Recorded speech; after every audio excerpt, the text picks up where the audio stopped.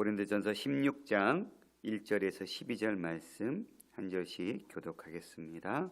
성도를 위하는 연보에 관하여는 내가 갈라디아 교회들에게 명한 것 같이 너희도 그렇게 하라. 매주 첫날에 너희 각 사람이 수입에 따라 모아두어서 내가 갈 때에 연보를 하지 않게 하라. 내가 이럴 때에 너희가 인정한 사람에게 편지를 주어 너희의 은혜를 예루살렘으로 가지고 가게 하리니 만일 나도 가는 것이 합당하면 그들이 나와 함께 가리라. 내가 마게도냐를 지날 터이니 마게도냐를 지난 후에 너희에게 가서 혹 너희와 함께 머물며 겨울을 지낼 듯도 하니 이는 너희가 나를 내가 갈 곳으로 보내어 주게 하려 함이라. 이제는 지나는 길에 너희 보기를 원하지 아니하노니 이는 만일 주께서 허락하시면 얼마 동안 너희와 함께 머물기를 바람이라. 내가 오순절까지 에베소에 머물려 함은 내게 광대하고 유효한 문이 열렸으나 대적하는 자가 많음이라. 디모데가 이르거든 너희는 조심하여 그로 두려움이 없이 너희 가운데 있게 하라. 이는 그도 나와 같이 주의 일을 힘쓰는 자임이라. 그러므로 누구든지 그를 멸시하지 말고 평안히 보내어 내게로 오게 하라. 나는 그가 형제들과 함께 오기를 기다리노라. 형제 아볼로에 대하여는 그에게 형제들과 함께 너에게 가라고 내가 많이 권하였으되 지금은 갈 뜻이 전혀 없어요. 기회가 있으면 가리라. 아멘.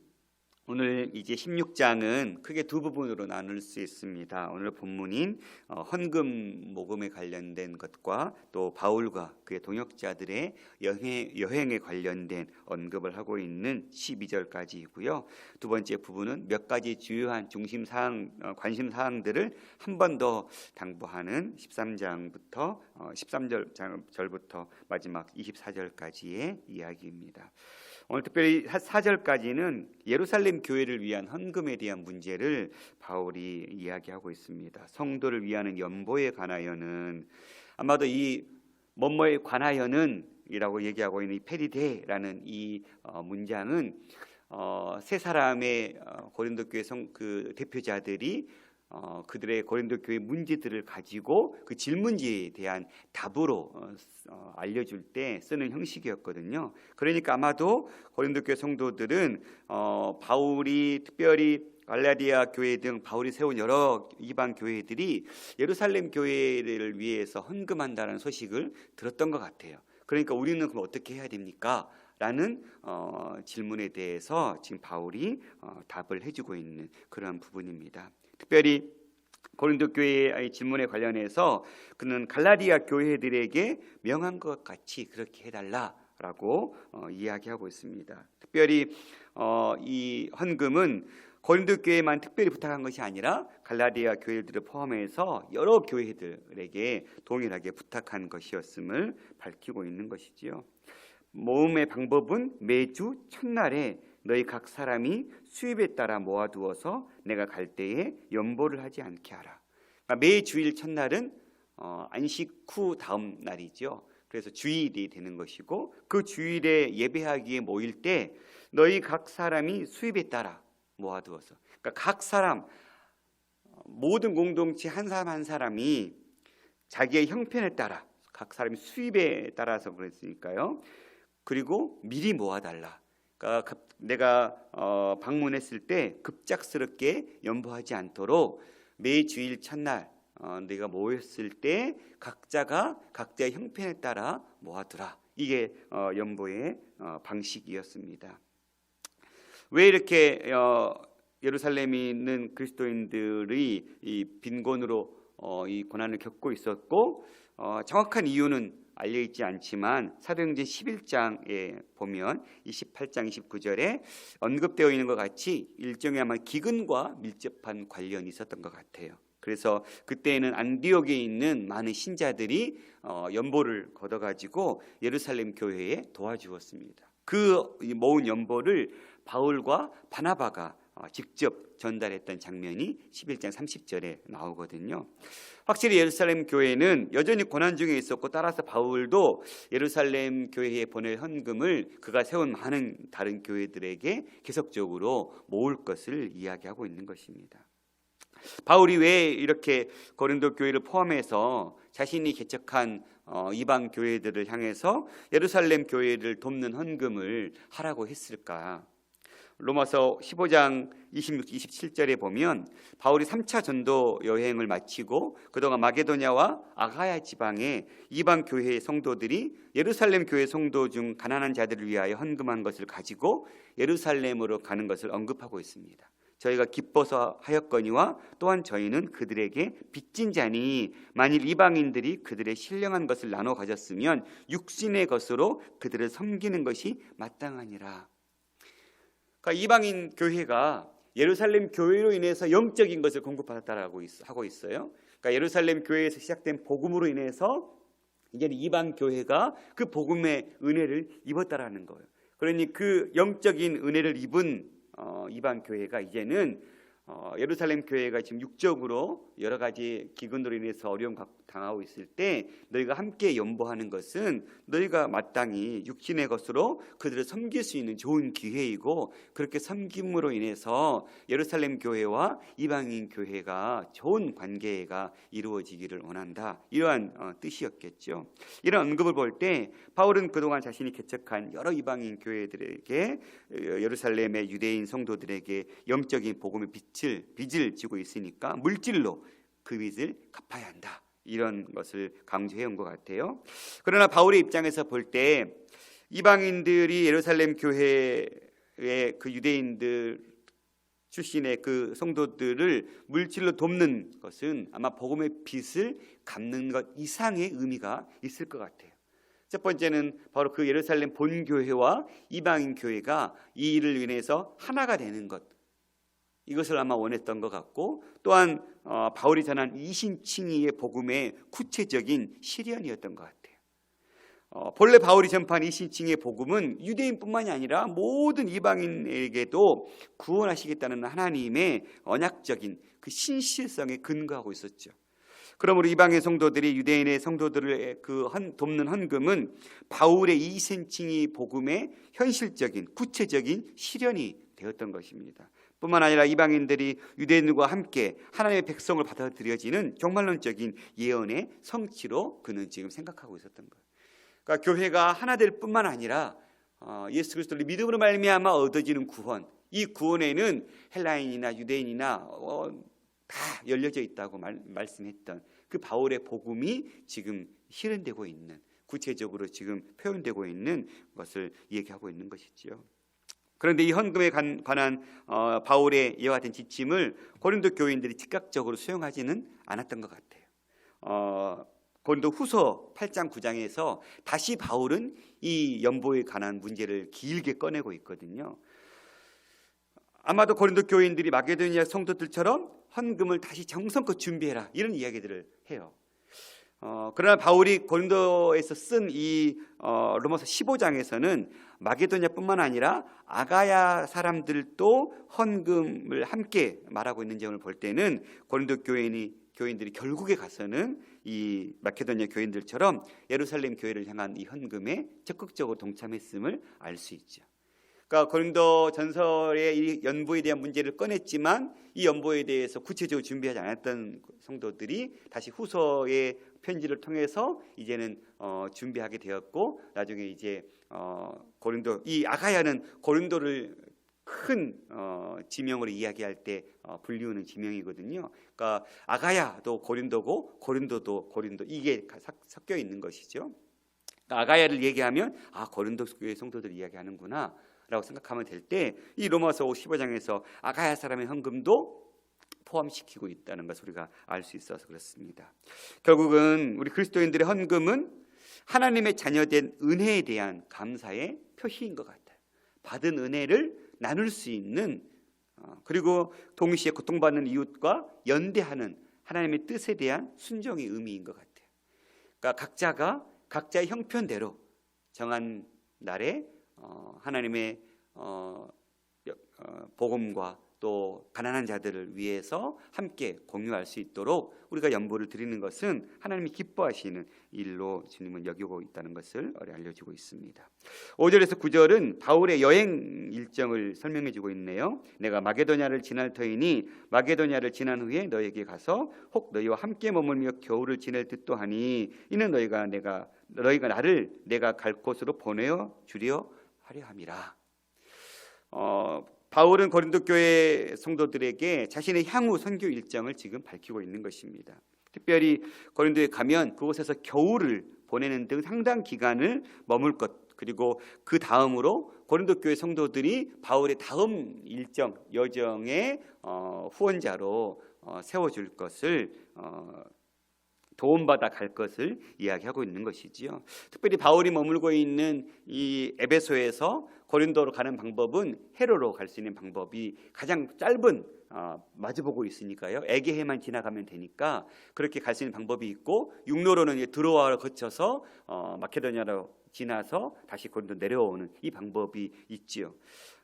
특별히 바울은 이 짧은 해로보다는 긴 육로를 택해서 드로아로 올라가서 마케도니아로 건너가서 고린도로 내려오는 이 여행을 밝히고 있습니다. 특별히 바울은 고린도 교인들에게 두 가지를 소원하고 있어요. 특별히 하나는 겨울에는 여행할 수 없으니까 함께 머물면서 그곳 사람들과 함께 신앙의 사귐, 영적인 은혜의 나눔들을 하고 싶다. 이게 첫 번째 목적이었던 것 같아요. 또한 두 번째 목적은 바울이 원하는 곳으로 갈 수 있도록 나를 파송해 줬으면 좋겠다. 이 원하는 곳은 첫 번째는 아마 이 3, 4절에 언급된 예루살렘의 여정일 수도 있을 것 같고요. 기본적으로 바울은 지금 이제 서바나를 넘어서 복음을 증거하기로 원했으니까 다음 복음의 여정, 그러니까 이제 고린도 성도들이 로마 행이나 그 이후에 바울의 선교 그 여정의 후원자가 되기를 원했던 그런 마음들이 섞여 있는 것 같아요. 구체적으로는 알 수 없지만 어쨌든 다음 내 여정에 너희가 나를 도와달라. 거기에는 여러 가지 물질도 필요할 거고 동역자들에 대한 필요들이 있을 것 같아요. 그런 부분들을 너희 고린도 교회 성도들이 채워줬으면 좋겠다, 이러한 뜻을 밝히고 있는 것입니다. 그런데 고린도 교회에 대한 방문은 여기서 언급한 대로 순조롭게 진행되는 것은 아니었습니다. 이 아주 적지 않은 우여곡절을 거쳤는데 고린도 교회는 바울이 보낸 이 고린도전서 편지를 받아들이고 여러 가지 문제를 해결했지만 그 이후에 바울의 사도권에 대한 문제를 또 일으켰던 것 같아요. 그래서 바울은 자신의 그 사도권의 문제를 해결하기 위해서 직접 헤로를 통해서 고린도를 방문했던 것 같아요. 그런데 직접 방문했지만 그곳에서 자신의 사도권의 문제를 해결하지 못한 거예요. 다시 돌아와서 눈물로 쓴 편지라고 해서 혹독한 편지를 써서 디도편에 보냈죠. 그 편지를 받고 고린도 교회 성도들이 사도권을 인정했다는 기쁨의 소식을 이제 듣게 되죠. 그리고는 고린도 후서 편지를 성도들에게 보내주고 난 이후에 이제 고린도 교회에 방문하게 되는 이런 일정들이 실제적으로는 벌어지게 되었습니다. 그러니까 바울도 주님께서 이야기할 때 7절에 이제는 지나가는 길에 너희를 보기 원하지 않다. 이는 만일 주께서 허락하시면. 그러니까 바울의 전제는 늘 여기에 깔려 있는 것 같아요. 그러니까 사람이 그 걸음을 계획할지라도 그 걸음을 인도하시는 분은 하나님이시라는 이 사실을 바울은 누구보다도 잘 알았고, 이미 바울은 2차 전도 여행 때 바울의 목적지는 에베소였거든요. 아시아의 에베소에 복음을 전하고 싶었는데 자꾸 성령께서 막으시는 거예요. 막으니까 계속 북쪽으로 이렇게 향하다가 결국 드로아까지 가게 됐는데 거기서 환상을 보게 되었던 것이죠. 그러니까 바울은 어떻게든지 자기가 세운 선교의 여행 그 계획대로 펼쳐가고 싶었지만 하나님의 뜻 가운데 그는 무작정 자기의 어떤 뜻을 고집하면서 앞장서지는 않았어요. 그러니까 민감하게 성령님의 인도하심을 받으면서 하나님의 인도하심을 받으면서 하나님이 열어주시면 갈 수 있는 것이지, 그러니까 내가 원한다고 내가 계획을 세운다고 이 모든 것이 이루어지지 않는다라는 것을 자신의 그 사역의 현장 속에서도 이미 그는 경험했던 것이죠. 그러니 주님께서 허락하시면 얼마 동안 너희와 함께 머물기를 바란다. 내가 오순절까지 에베소에 머물려 함은 내가 광대하고 유효한 문이 열렸으나 대적한 자가 많음이라. 이렇게 내가 여행 방문의 계획을 세우고 너에게 당장이라도 가고 싶지만 지금 현재는 갈 수 없는 상황이라는 거예요. 무엇 때문에요? 지금 에베소에서 사역하고 있잖아요. 바울은 햇수로 3년이라는 시간 동안에 에베소 교회에서 활동했지요. 특별히 두란노 소원이라는 낮 시간에 비어있는 그 시간을 틈타서 거기서 성경을 강론했던, 그렇게 강론했을 때 어떤 일이 벌어졌습니까? 사도행전 19장 10절에 보면 아시아에 사는 자는 유대인이나 헬라인이나 다 주의 말씀을 듣더라, 이렇게 고백하고 있거든요. 그러니까 그 3년의 이 시간 속에서 두란노 소원에서 말씀을 강론하는 가운데 많은 그 지역, 아시아라고 하면 에베소를 이야기하거든요. 그러니까 그 에베소 지역에 많은 사람들이 와서 바울로 인해서 복음을 들은 거예요. 결국은 20절에 가면 이와 같이 주의 말씀이 힘이 있어 흥왕하여 세력을 얻으니라, 이렇게 얘기하고 있거든요. 그러니까 바울의 에베소 사역은 오늘 본문 말씀처럼 아주 광대하고 유효한 문이 열린 거예요. 그러니까 아직은 떠날 때가 아니다. 지금은 복음의 문이 활짝 열렸으니까 내가 복음을 전하는 일에 내가 전력해야 되겠다. 그런데 아이러니한 건 복음이 이렇게 흥왕하게 선포되어지고 큰 세력을 얻었지만 또한 어떤 일이 벌어졌습니까? 대적하는 자가 많다. 바울이 에베소에서 커다란 기회를 맞았다면 또한 쓰라린 반대 협곡도 받았던 것 같아요. 그는 밀레도에서 에베소 교회 장로들을 초청하죠. 그리고는 그들에게 마지막 고별 설교를 하는 장면이 사도행전 20장에 이야기하고 나오고 있는데요. 18절 19절 보면 그들에게 말하여 이르되 아시아에 들어온 첫날부터 지금까지 내가 항상 여러분 가운데서 어떻게 행하였는지를 여러분도 아는 바니 곧 모든 겸손과 눈물이며 유대인의 관계로 말미암아 당한 시험을 참고 주를 섬긴 것, 이런 이야기를 해요. 그러니까 한편으로는 복음이 흥왕하게 세력을 이어가고 있었지만 또 다른 한편으로는 그 복음 때문에 엄청난 고난과 역경을 바울은 감내해야 했어요. 맞아요. 복음은 능력이 있고 파급력이 있어서 열매를 드러내지만 반드시 좋은 열매만 바라는, 우리가 꿈꾸는 열매만 이루어지는 건 아닌 것 같아요. 그 열매를 위해서 넘어가야 될 많은 산들이 있는 것이죠. 우리 우면동 교회가 이 지역사회의 복음을 선포하고 증거하는 일에는 열매가 나타날 거예요. 그러나 그것만이 있는 것이 아니라 그 열매를 맺기 위해서는 성도들의 엄청난 때로는 박해와 같은 어려운 역경들이 우리에게 주어질 수도 있고 위기 상황들이 닥칠 수도 있어요. 왜 우리가 복음을 증거하고 복음이 이렇게 흥왕하게 일어나는데 왜 우리가 똑같이 이렇게 고난이 임하지? 바울의 사역 가운데도 이러한 일들이 일어났다는 사실이에요. 그러니까 우리는 이 데메드리오 같은 사람들이 바울을 막 공격했었거든요. 사도행전에 보면. 그러니까 많은 그런 반대자들 무릅쓰고 복음을 증거하는 일에 바울은 힘썼던 것이죠. 그러니까 우리도 동일하게 복음을 증거하는 일에 열매가 드러나는 것 우리가 꿈꾸지만 단순히 그렇게 단 열매만 있지 않고 그 열매를 맺기 위해서는 엄청난 인고의 시간들이 필요하다라는 것을 우리가 알고 마땅히 그 시간들을 함께 협력해서 잘 이겨갈 수 있는 그러한 교회가 될 수 있기를 원합니다. 10절 11절은 디모데에 대한 이야기를 하고 있습니다. 디모데가 이르거든 너희는 조심하여 그로 두려움이 없이 너희 가운데 있게 하라. 이는 그도 나와 같이 주의 일을 힘쓰는 자임이라. 그러므로 누구든지 그를 멸시하지 말고 평안히 보내어 내게로 오게 하라. 나는 그가 형제들과 함께 오기를 기다리노라. 4장 17절에 의하면 바울은 이미 고린도 교회에 디모데를 보냈어요. 그런데 아직 고린도에는 도착하지 않은 것 같아요. 아마도 그는 가는 도중이었을 것 같아요. 왜냐하면 고린도전서 1장 1절에는 바울과 함께 디모데가 발신의 이름으로 등장하지 않아요. 그런데 고린도 후서에서는 1장 1절에 바울과 함께 디모데가 수신자로 이 발신자로 이름이 나오고 있거든요. 그러니까 지금 고린도 교회를 향해서 지금 가고 있어요. 왜냐하면 고린도 교회 문제들을 지금 먼저 디모데가 가서 어느 정도 정리하기를 원하는 마음으로 바울이 지금 디모데를 보냈던 것 같아요. 그런데 바울 입장에서는 염려가 되는 거예요. 상당히 마음을 졸이고 있었음을 우리가 발견할 수 있죠. 왜냐하면 기본적으로 우리가 알 수 있는 정보는 디모데는 일단 나이가 어렸습니다. 또한 어린 나이였고 많은 사역의 경험들이 부족한 상태였죠.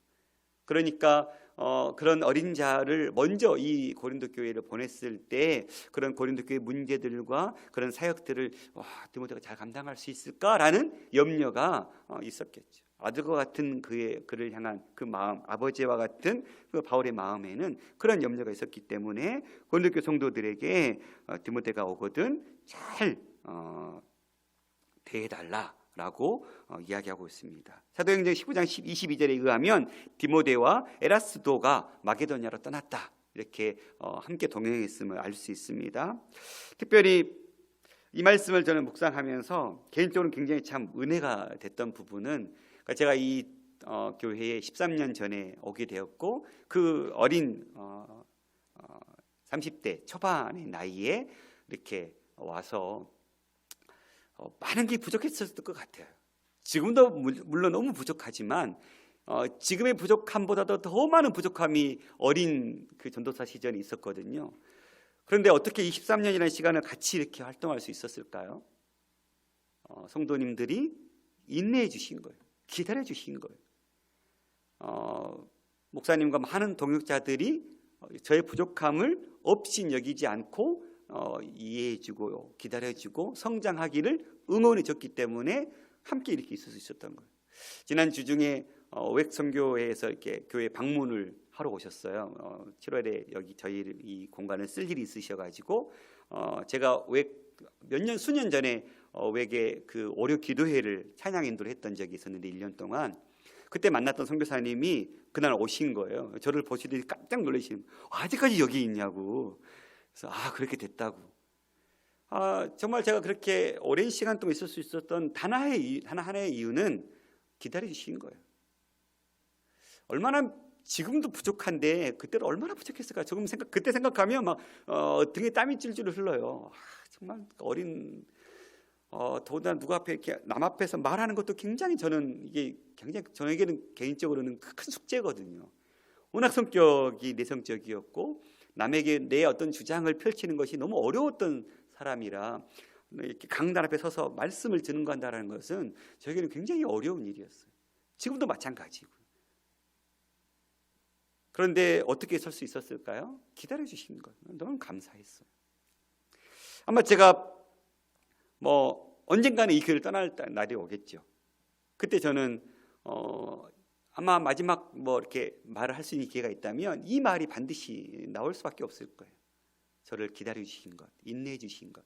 아마 지금 바울도 디모데를 지금 그렇게 너희가 받아주고 인내해주고 어리지만 없인 여기지 말고 잘 지도에 따라라. 그러면 너희가 유익된 것이 많을 것이다 라고 지금 고민해주고 있는 것입니다. 마지막 12절, 형제 아볼로에 대하여는 그에게 형제들과 함께 너희에게 가라고 내가 많이 권하였을 때 지금은 갈 뜻이 전혀 없으나 기회가 있으면 가리라. 이 아볼로는 알렉산드리아 출신으로서 많은 학식이 있었고 열정이 있는 유대인이었죠. 그가 이제 2차 전도여행을 끝나고 브리스길라와 아굴라를 바울이 데리고 에베소로 가고 있는 거예요. 가는 가운데 에베소에다가 떨궈 놨어요. 근데 그 에베소에서 어떤 일이 벌어지냐면 이 아볼로를 그 두 부부가 만난 거예요. 믿음이 있는데 예수 그리스도의 복음을 모르고 있는 거예요. 그러니까 십자가의 그 복음을 몰라서 그 십자가의 복음의 도를 알려줬더니 아볼로가 이제 고린도 교회에 가서 사역을 하게 돼요. 아마 브리스길라 아굴라가 우리 지금 2차 전도여행 우리 지금 바로 직전에 사도 바울이 지금 고린도에서 1년 6개월 동안 사역했습니다. 그리고 우리는 지금 이제 다른 사역지가 있어서 이렇게 떠나오고 있었는데 당신이 가서 바울의 사역의 그 뒷마무리들을 해주십시오. 이런 부탁들이 있었겠죠. 성경에 나오지 않지만, 그러니까 그 브리스길라 아굴라의 어떤 권유를 듣고 아볼로가 바로 고린도에 가서 있었던 거예요. 그래서 거기서 아볼로파가 생겼던 것입니다. 그러니 고린도 교회 성도들 입장에서는 아볼로는 수사학에도 뛰어났었고 학식이 있었던 사람이었기 때문에 당시에 그 수사학에 익숙한 고린도 교회 사람들에게 있어서는 그의 귀환을 바랬던 것 같아요. 그러니까 잘 맞았다고 생각했던 것 같아요. 우리 고린도 교회 상황과. 그런데 그래서 바울도 아볼로에게 열심히 권했어요. 열심히 가라고. 그런데 많이 권하였지만 지금은 갈 뜻이 전혀 없다. 왜 아볼로가 가지 않았을까? 우리가 기본적으로는 고린도 교회 안에 자신과 관련해서 이 내분이 있다라는 소식을 들었기 때문에 내가 방문했을 때 또다시 어떤 자기 세력들이 더 견고하게 세워지는 것에 대한 두려움이 있을 수도 있었겠다. 또 한편으로는 자신의 방문이 고린도 교회와 왔던 화평이나 사도 바울의 사도의 그 선교에 있어서 큰 어떤 도움이나 현재 상황에서는 영향력이 없을 것 같다는 그런 판단들이 서지 않았을까. 어찌됐든 아볼로도 독특하게 자신의 그 부르심에 맞게 자신의 사역을 지금 감당하고 있는 가운데 아마 자신의 방문이 현재의 입장에 있어서는 자신과도 또 바울과도 그리고 고린도 교회와도 그 방문이 지금은 옳지 않겠다, 좋은 열매를 맺을 수 없겠다, 이런 판단들이 섰던 것 같아요. 그랬을 때 바울이 아볼로도 갈 뜻이 없다고 길을 밝혔고 바울도 그것에 대해서 존중하고 사역자로서의 관계를 맺고 있는 그런 모습들을 보여주고 있습니다. 오늘 우리가 말씀을 묵상하면서 하나하나 연보에 관련된 부분들 또 교회가 이렇게 함께 연합하고 함께 사역들을 열매 맺기 위해서는 교육자와 성도 사이에 서로 간에 또한 이런 유대 관계들이 정말 좋게 유지될 때 교회 공동체 안에서는 힘이 일어날 수 있겠다라는 것들도 적용해 볼 수 있을 것 같고요. 우리가 드리는 이 연보가 교회는 바울도 보면 3, 4절에 자기도 대표자를 먼저 세워서 이 문제를 혹시라도 의심되지 않도록 처리하고 나도 원하면 가겠다, 이런 아주 정말 조심성을 비추고 있거든요. 그러니까 교회가 성도들이 드리는 연보를 정말 잘 관리하는 것도 교회가 감당해야 될 중요한 사역 가운데 하나인 것 같아요. 그러니까 저희 교회가 제가 있는 13년 동안 한 번도 목사님이 설교에 대한 헌금에 대한 설교를 하지 않았지만 그래도 나름 이 교회를 운영하면서 헌금이 부족해서 막 전전긍긍하는 분들은 초창기 때 아직 막 이렇게 성도들이 많이 없을 때 이야기였거든요. 그때도 그렇게 막 부족하지 않았던 것 같아요. 제 기억에 의하면. 왜 그랬을까? 저는 어떤 설교보다도 헌금이 어떻게 쓰이고 있는지를 어느 누구도 다 알 수 있도록 오픈되고 다 공유되고 있기 때문에 그리고 또 운영위원회나 다른 어떤 소그룹들이 하나의 성도들이 드린 연보를 어떻게 잘 쓸 수 있을까를 늘 노심초사하고 있기 때문에 굳이 그러한 설교를 하지 않아도 성도들이 기꺼이 헌금을 열심히 하시는 것 같다, 저는 개인적으로 그렇게 생각하고 있거든요. 그럼에도 불구하고 더 우리가 드린 연보가 더 가난한 자들, 더 필요한 자들에게 더 복음의 그 현장 속에 흘러가고 우리를 위해서는 늘 더 아끼고 외부를 향해서는 더 넘치게 하려고 하는 이 교회의 이 헌금에 대한 태도가 더 구체적으로 앞으로도 더 확대되어지고 세워질 수 있기를, 또 그런 일에 또 우리 성도들은 우리 개인의 형편에 따라 열심히 또 헌금하면서 교회의 영향력들이 지역사회와 또 열방을 향해서 더 펼쳐져 갈 수 있기를 간절히 소망합니다. 기도하겠습니다. 살아계신 아버지 하나님, 감사합니다.